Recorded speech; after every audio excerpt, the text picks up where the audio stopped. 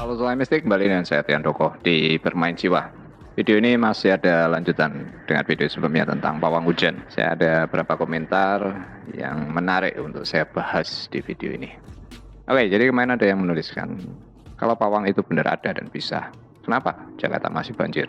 Kemudian tanyaan juga yang di luar, kenapa nggak ada pawang yang lain, pawang gempa misalnya. Oke, jadi ini sebuah ungkapan ketidakpercayaan. Saya bukan fokus untuk membela bahwa pawangnya ini benar bisa, bukan ke sana, tapi ini adalah tentang wawasan kesadaran. Dan buat saya, ini menjadi kunci bagaimana bangsa ini bisa merdeka dan maju. Karena ini bukan tentang roh-roh gaib, bukan, ini adalah sebuah pengetahuan. Yang saya katakan, hal-hal semacam ini baru bisa kita pahami next setelah era fisika kuantum. Kita akan masuk science of magic, jadi era teknologi yang sifatnya seperti magic. Jadi penting untuk tahu tentang apa sih sebetulnya yang bisa bekerja di belakang fenomena yang orang katakanlah ini hanya mistis, dramatik, klinik, dan sebagainya. Oke, saya akan jelaskan setelah yang satu ini.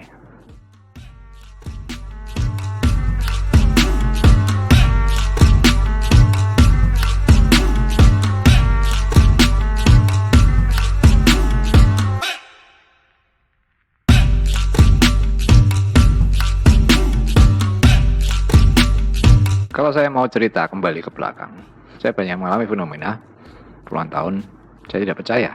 Tapi semua berubah.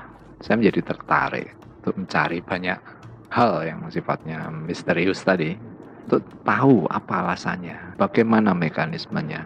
Dan ini berawal ketika mulai saya belajar tentang fisika kuantum.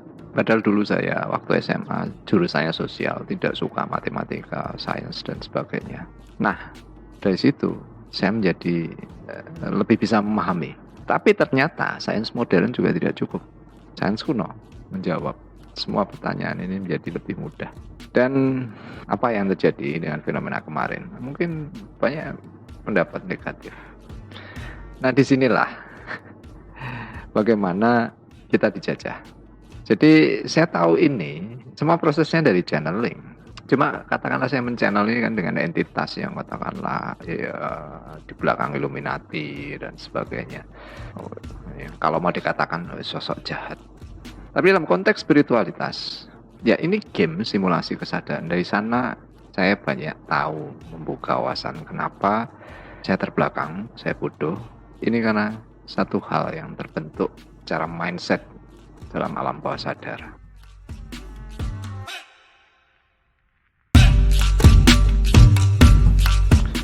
Jadi ada banyak manuskrip yang ditulis dalam lontar, ya, manuskrip kuno. Itu yang jadi jarahan ketika imperialisme. Di banyak manuskrip ini ada yang menarik, karena ada selalu tulisan untuk merawat dan menjaga supaya tidak jatuh pada orang yang tidak berhak. Jadi ada kata-kata jagalah aku, rawatlah aku, lindungi aku dari tangan yang tidak berhak. Nah, ini yang terjadi. Apa yang kita anggap itu mustahil, itu berbau roh-roh gaib, ya kan? Makanya sekarang banyak stigma negatif. Itu dijarah. Jejaknya kalian bisa cari juga secara digital di museum-museum di luar itu. Apa yang tersembunyi dari sana? Itu sebenarnya adalah sebuah pengetahuan, teknologi tingkat tinggi.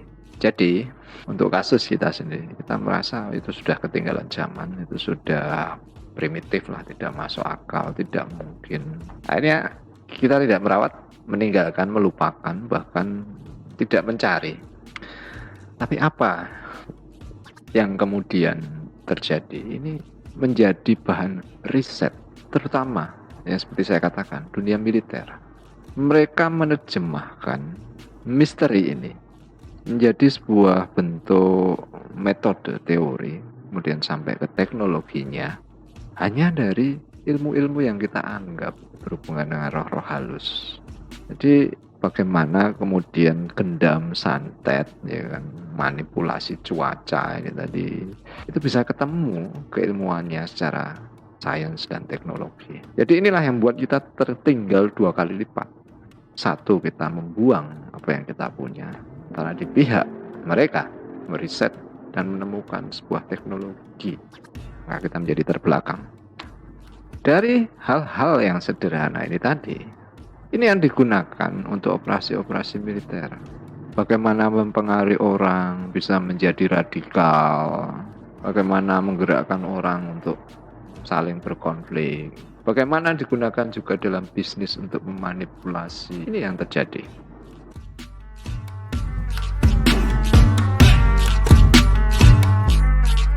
Oke, jadi dari ungkapan pertanyaan yang sederhana, kalau pawang benar ada, bisa, kenapa Jakarta masih banjir? Bagaimana kalau saya ubah? Kalau Tuhan benar ada, bisa, kamu berdoa minta Jakarta bebas dari banjir, apakah bisa? Jadi ini konteks spiritualitas yang tidak sebenarnya dipahami. Di Bermain Jiwa saya selalu mengulang kata metafisik. Ya, berapa kali tadi saya mulai memahami bahwa di zaman yang lampau, metafisik ini adalah sebuah pendekatan mengurai sebuah fenomena yang tidak bisa dijangkau secara fisik. Kalau kita bicara magic itu sendiri kan sebuah fenomena yang kita belum ketahui triknya. Kalau kita tahu triknya, dia tidak lagi menjadi magic. Nah, mistik yang ingin saya sampaikan itu bukan klinik. Ini adalah mystical experience, pengalaman mistik, pengalaman ketuhanan. Ini adalah level-level akhir dari setiap pembelajaran agama. Entah istilahnya tasawuf, sufisme, vedanta, kabalistik, dan sebagainya. Karena kunci pengetahuannya di sana. Nah, kalau kita tidak bisa belajar sampai ke sana, kita tidak bisa menguraikan banyak misteri. Karena kekuatan pengetahuannya ada di sana. Jadi pertanyaan yang saya modifikasi tadi, ini saya ingin lebih jelaskan bahwa ketika sesuatu itu tidak bisa diindrai, tidak bisa dijelaskan, bukan berarti hal itu tidak ada. Jadi ketika kita belum bisa memahami mekanisme pawang hujan tadi, hal yang sama terkait dengan misteri Tuhan. Banyak hal yang belum bisa kita jelaskan, tapi ada, nyata, bisa kita rasakan. Artinya bahwa ketiadaan bukti bukan meniadakan eksistensi. Bahwa sains itu hanya menjelaskan apa yang bisa diindrai.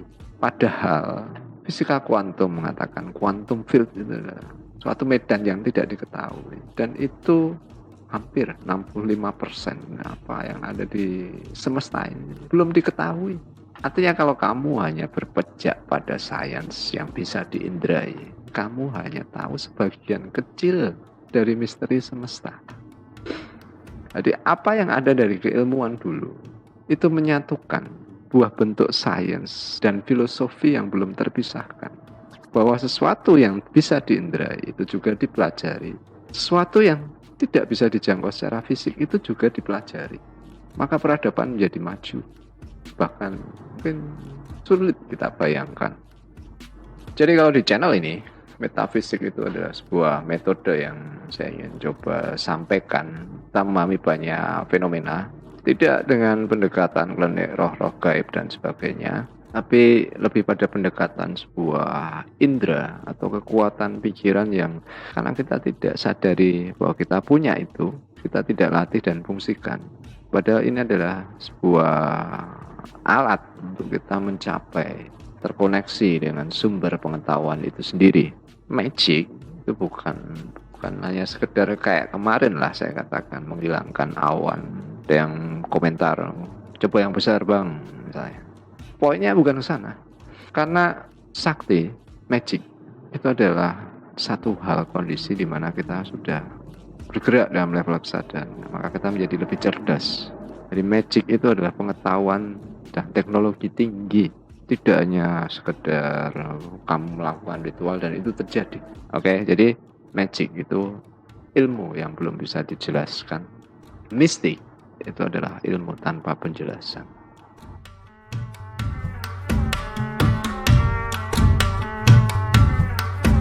Jadi ya tidak mungkinlah satu orang bisa menyelesaikan semuanya. Kamu panggil pawang hujan kemudian banjir selesai. Pemahaman ini terkait dengan konteks keesaan, monoteisme. bahwa Tuhan itu mewujud dalam banyak manifestasi tanpa batas. Jadi dikatakan semesta itu ya semesta beserta segala isinya, tidak hanya manusianya. Baik manusia, alam itu satu ikatan. Jadi tidak mungkin satu orang menyelesaikan semuanya. Dia diwujudkan menjadi banyak perwujudan manusia dengan karakter dan keahlian masing-masing untuk mensinergikan, untuk mencapai level kesadaran yang bisa menjadi lebih cerdas dan menemukan pengetahuan dan teknologi. Arahnya ke sana. Itu kenapa? Pada akhirnya kalau kita belajar dari setiap agama, pada akhirnya di level-level akhir itu yang menuju ke yang satu. Maka kalau saya Illuminati, ya saya mau menjajah kamu, ya saya bikin status-status untuk mengotak-ngotakkan ini. Dan saya beri kamu fanatisme buta, ya kan, untuk saling berantem sendiri. Padahal saya baca komentar di video-video saya, ada yang mengatakan, Mas ini kalau di Islam ini, Mas ini kalau di Kristen ini, di Hindu ini, di Buddha ini. Ya, makanya jangan sampai kamu punya perspektif yang sama tentang keesaan. Karena kekuatannya ada di sana. Kali kamu paham tentang hal ini, saya nggak bisa jajah kamu.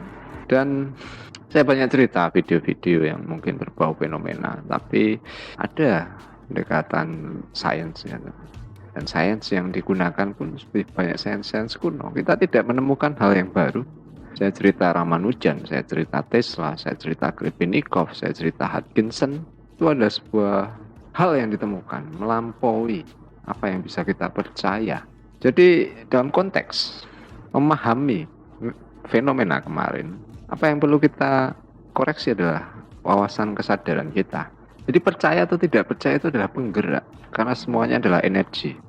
Nah, karena segalanya adalah energi selalu berubah, maka yang ada itu selalu perubahan abadi.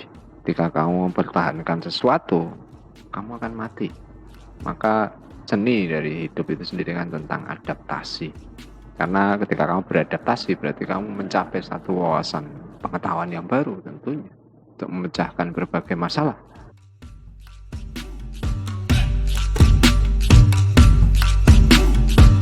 Masalahnya kita itu hidup dalam sebuah peradaban yang mendidik, berhenti hanya antara percaya dan tidak percaya. Oke?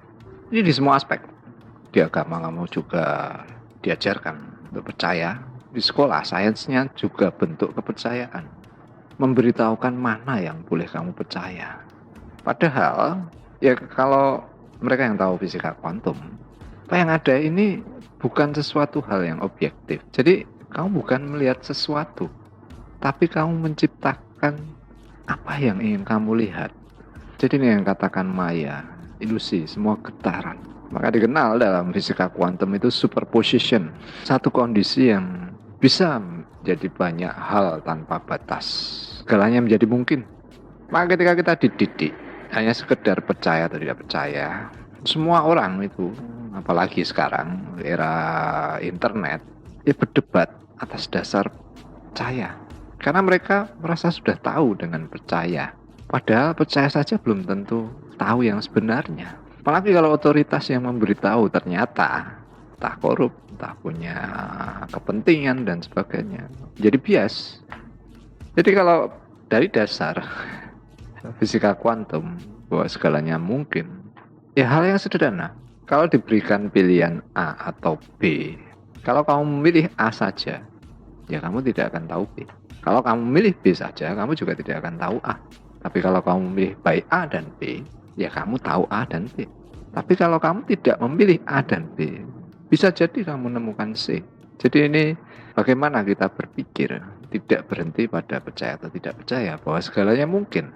Kalau kita bicara tentang sifat dan kekuatan Tuhan yang tanpa batas, pikiran manusia itu adalah ranahnya Tuhan.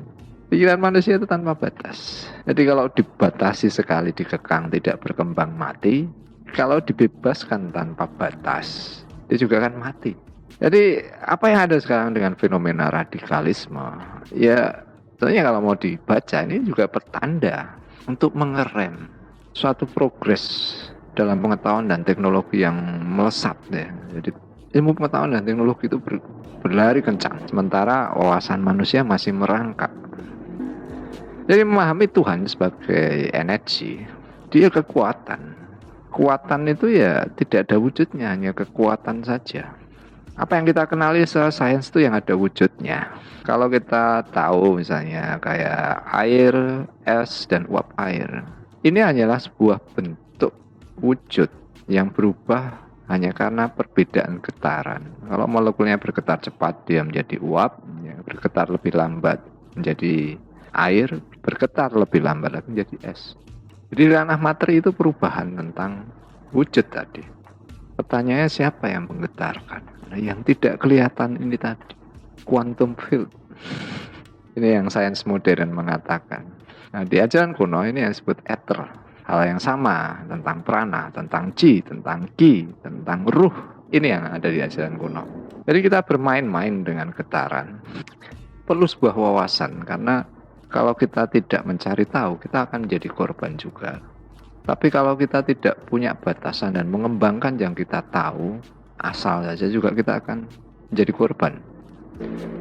Ya, satu contoh kasus, ada bapak bom atom ya, namanya Joseph Robert Oppenheimer. 2 minggu sebelum bom di Hiroshima Nagasaki dijatuhkan, itu dilakukan uji coba. Dan ketika percobaan itu berhasil, si Oppenheimer ini tadi mengutip kata-kata dari Bhagavad Gita yang kurang lebih artinya, sekarang saya adalah kematian itu sendiri, saya penghancur dunia ini. Dan setelah terjadi pemboman itu, Oppenheimer ini aktif bagaimana supaya itu tidak terjadi lagi. Oke ya, jadi di level kuantum, di struktur yang paling kecil yang sifatnya atom, mau itu dipisah atau disatukan, efeknya itu seperti bom atom. Nah, apa yang menjaga kekuatan di level kuantum ini tadi? Ya, yang dikatakan dalam konteks ajaran kuno itu adalah ether, ruh, Brahman, kekuatannya di sana.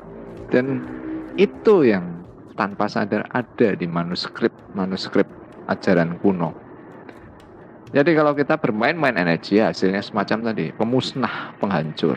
Tapi kalau kita tidak juga belajar mekanisme energi, ya kita tidak berkembang.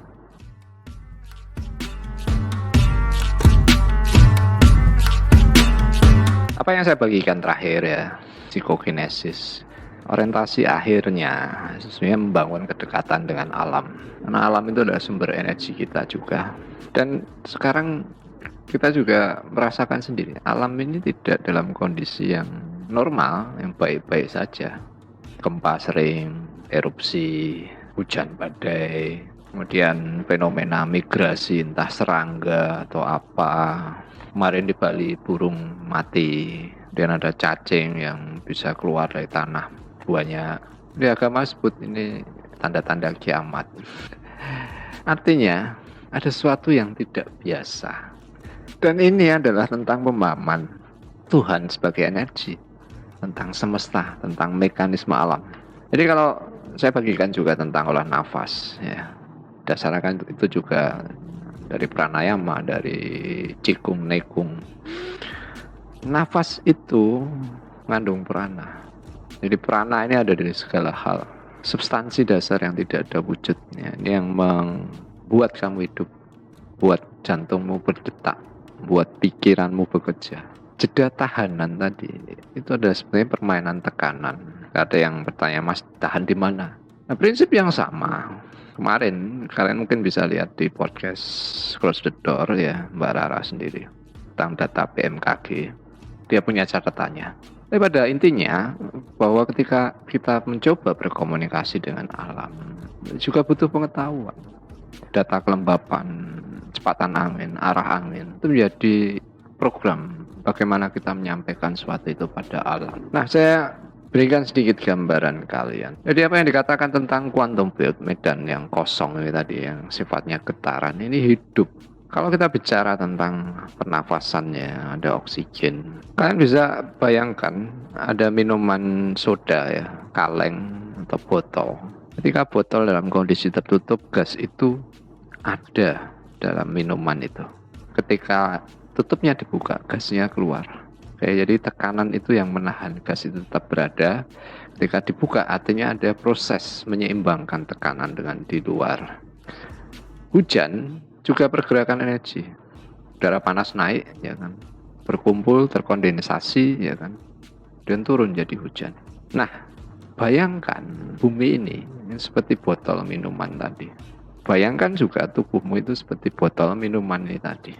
Ketika ada satu hal yang tidak beres, sama halnya dengan ketika tutupnya tadi dibuka, tekanannya berkurang, gasnya berkurang. Maka ini yang kita alami. Ketika sekarang kita pandemi, tiba-tiba ada orang menjadi sesak nafas, kemudian diberikan alat bantu, ya, tidak juga menyelesaikan, karena pemahaman tentang energi ini tadi yang mungkin tidak ada dalam konteks ajaran sekarang tentang prana ini tadi. Jadi kamu bukan kekurangan oksigen, tapi kandungan cairan, ya, minuman tadi dengan sama halnya dengan darahmu itu semakin sedikit karena tekanannya berkurang. Dan karena perbedaan tekanan nih tadi yang kita tidak tahu, bumi sekarang tidak dalam kondisi baik, ini mencoba menyeimbangkan. Hanya kalau hujan badai petir itu kan proses penyeimbangan kelistrikan. Maka saya cerita tentang suku Baduy. Ada satu hal yang tidak beres. Ini tentang mekanisme energi, tentang bagaimana kita mendayagunakan energi. Saya tentang listrik. Saya cerita tentang Arthur Firstenberg yang melakukan riset puluhan tahun bahwa ya, pandemi flu itu adalah penyakit kelistrikan. Dari pandemi 1919, dalam kurun 3 hari, flu itu menyeberang laut. Artinya bukan faktor virus semata. Jadi memahami apa yang ada di alam. Kenapa kalau hujan lebat kamu cenderung pengen tidur? Ada semua kaitannya. Jika suku Baduy bisa zero kasus, ya karena mereka tidak mengkonsumsi listrik. Satu sisi kemajuan teknologi pasti ada efeknya. Dan menurut NCBI, ya listrik itu sudah termasuk polutan. Dan sekarang kita mengejar kebutuhan teknologi, makin banyak satelit di atas. Logika yang sederhana, kabel, mungkin di rumah kalian ada tembok putih atau apa yang warnanya seragam. Kabel itu kalau lama menempel, dia meninggalkan bekas seperti jelaga, itu radiasi. Jadi banyak hal yang sekarang dilakukan karena ada kepentingan dominasi, penguasaan ruang angkasa, dan ini berpengaruh dengan alam. Dalam logika saya ada sesuatu yang nggak beres. Fenomena migrasi serangga itu kan digerakkan oleh medan magnet, dan medan magnet itu kan kekuatan yang menarik, menolak, menggerakkan ini semua tadi. Oke, jadi semua tentang energi. Bahwa sesuatu yang belum bisa kita indrai, bukan meniadakan sesuatu itu sendiri. Jadi dalam konteks berbagai fenomena, ya katakanlah itu magic, ya, karena kita tidak punya alasan. Tapi bukan berarti itu tidak bisa bekerja. Oke, sampai di sini dulu videonya. Kalau kalian suka silahkan berikan like, silahkan share. Kita akan ketemu di video selanjutnya. Selamat bermeditasi, selamat bermain jiwa.